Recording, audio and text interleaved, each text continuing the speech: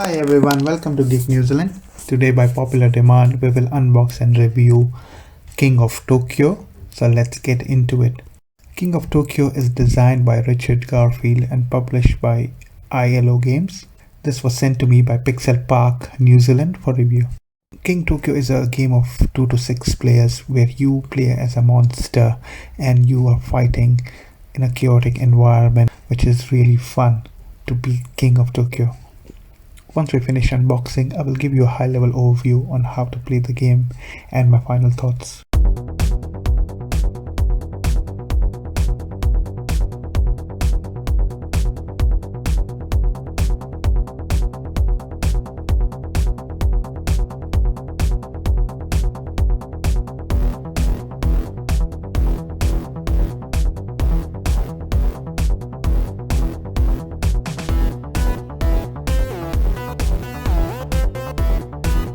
We'll set up a 3-player game.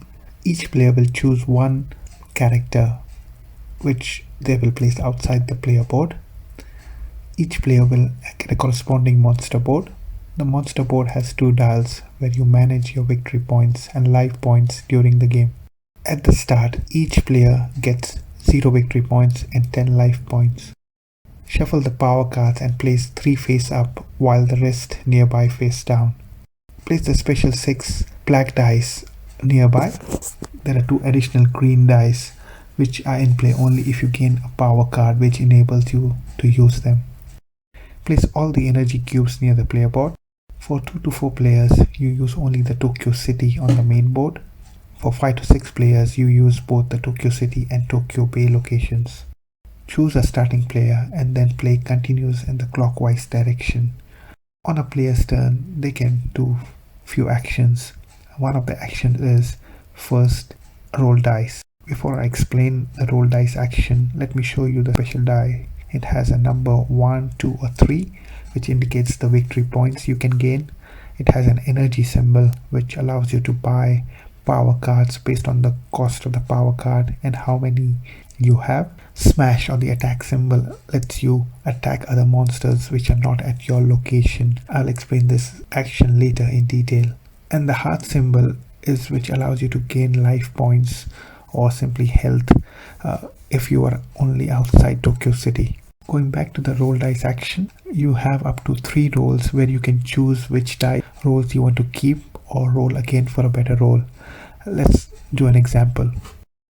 Once you roll, you can choose whatever dice you want to keep, and if you want to re-roll something else. So here I've kept 2 2s and re-rolled, and maybe I didn't like it, so I'll roll my 3rd roll again.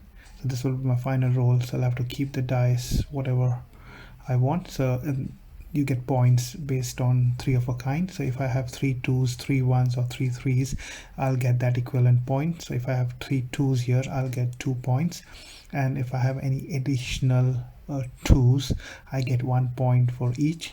If I had 3 3s, that's a 3 of a kind, so I get 3 points, and additional 3s would give me 1 point extra.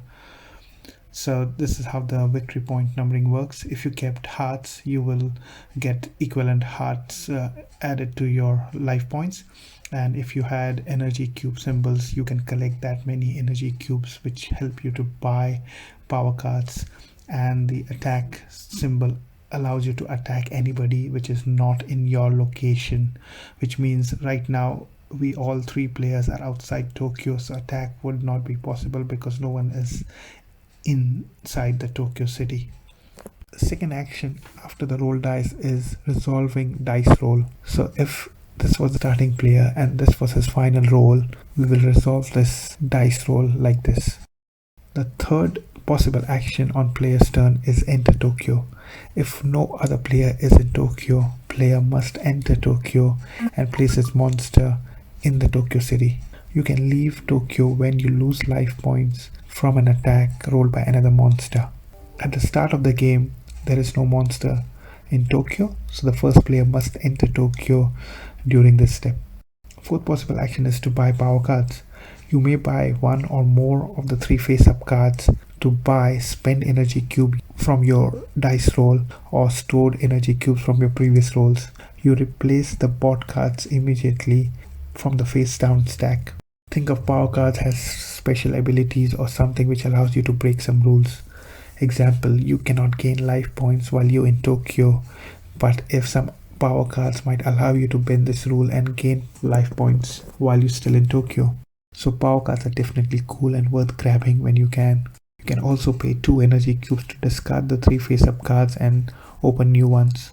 Power cards can have effect to keep or to discard after use.